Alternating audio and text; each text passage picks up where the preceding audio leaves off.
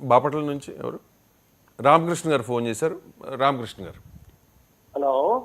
Direct పాయింట్కి రండి దయచేసి. జగన్ సెక్యూరిటీ గురించి మాట్లాడుతున్నాం.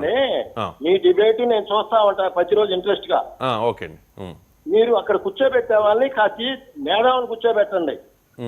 అసలు కుక్కలు గొట్టకాడ బొడ్డాలలాగా ఒకరికి ఇచ్చినప్పుడు ఇంకో కాటలు వేసి చేయమేసండి.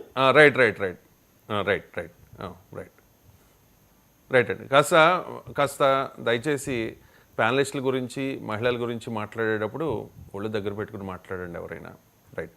సౌజన్య గారు కొన్ని అనుమానాలు రైజ్ చేశారు మల్లేశ్వర్ గారు, దానికి క్లారిటీ ఇస్తే నేను వైండప్ చేస్తాను డిబేట్ ప్లీజ్.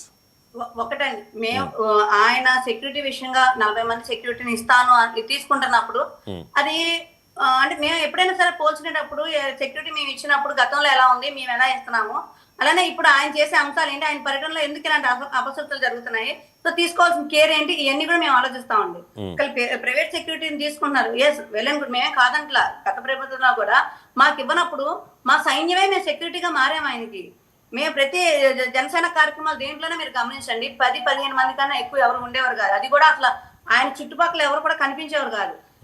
కేవలం ఆయన సెక్యూరిటీ, పర్సనల్ సెక్యూరిటీ ఎప్పటి నుంచో ఉన్న సెక్యూరిటీ పక్కన పెడితే మిగతా అంతా కూడా జన సైనికులే జన సైన్యంగా మారి ఆయనకి సెక్యూరిటీగా ఉన్న పరిస్థితులు ఉన్నాయి. అలాగే టీడీపీ యువగలం పాదయాత్రలో కూడా ఎక్కడా కూడా గవర్నమెంట్ ఇచ్చిన సెక్యూరిటీ లేదండి. మీరు గమనించండి, ఆ వీడియోస్ అన్ని చూడండి.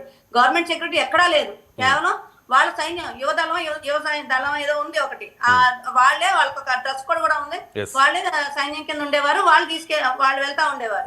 అంతేగాని ఇక్కడ ప్రత్యేకంగా ప్రభుత్వం ఏర్పాటు చేసింది ఏం లేదు.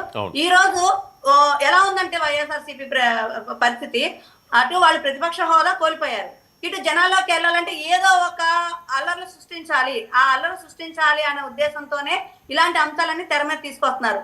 ఒకటి ప్రజల్ని కలవనిస్తేనేమో వాళ్ళు అడ్డగోలుగా, అంటే అక్కడ స్థానిక నాయకులు కూడా పోలీసుల మీద ఒక జులుము, అండ్ మీరేంటి మాకు చెప్పేది, మీరు చెప్పిన మేము వినాలా, ఇలాంటి అంశాలు తీసుకొస్తున్నారు తప్పితే ఒక పోలీసు ఒక డైరెక్షన్ ఇచ్చింది, పోలీస్ వ్యవస్థ ఆ ఎస్పీ గానీ ఏదన్నా పర్యటనకు సంబంధించి ఒక డైరెక్షన్ ఇస్తే ఆ డైరెక్షన్ వాళ్ళు వెళ్ళరండి. ప్లస్ దాన్ని పోలీసుల మీద నెపం నెడుతా ఉంటారు. అలాంటప్పుడు ఇలాంటి ఇన్సిడెంట్ జరగకుండా చూసుకోవాల్సిన బాధ్యత ఎంతైతే డిపార్ట్మెంట్ బాధ్యతాయుతమైన మాజీ ముఖ్యమంత్రి కూడా ఉంది. అలాంటి రెండు కోఆర్డినేషన్ జరిగినప్పుడు ఇలాంటి తప్పులు జరగకుండా ఉంటాయి. రైట్. కుమార్ కాల్ చేశారు మండపేట నుంచి. కుమార్ గారు. కుమార్ గారు నమస్తే సార్. నమస్తే అండి. డైరెక్ట్ పాయింట్కి రండి ప్లీజ్.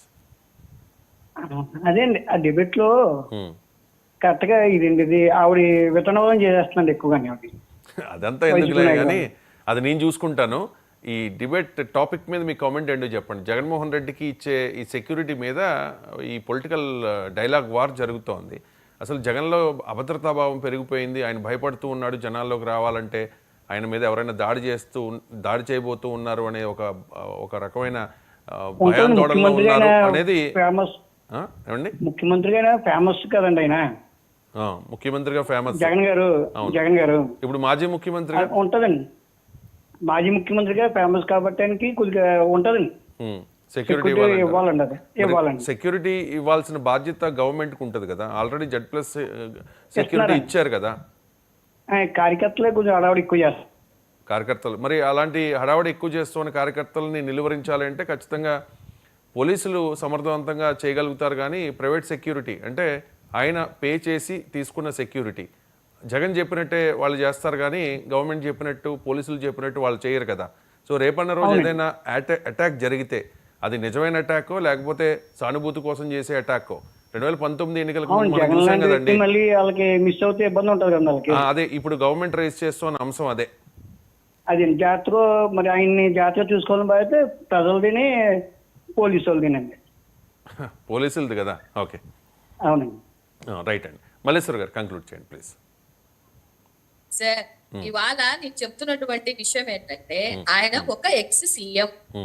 ఎవరు ఎక్స్ సీఎంలైనా కూడా వాళ్ళకి ఇవ్వాల్సినటువంటి Z+ కేటగిరీ ఆయనకి ఇవ్వాల్సిందే. ఇవాళ మీకు లోకేష్ బాబు గారికి ఇవ్వలేదంటే లోకేష్ బాబు గారు ఎక్స్ సీఎం కాదు. పవన్ కళ్యాణ్ గారికి ఇవ్వలేదంటే పవన్ కళ్యాణ్ గారు ఎక్స్ ఎమ్మెల్యే కూడా కాదు. వాళ్ళకి రాదు. మీరు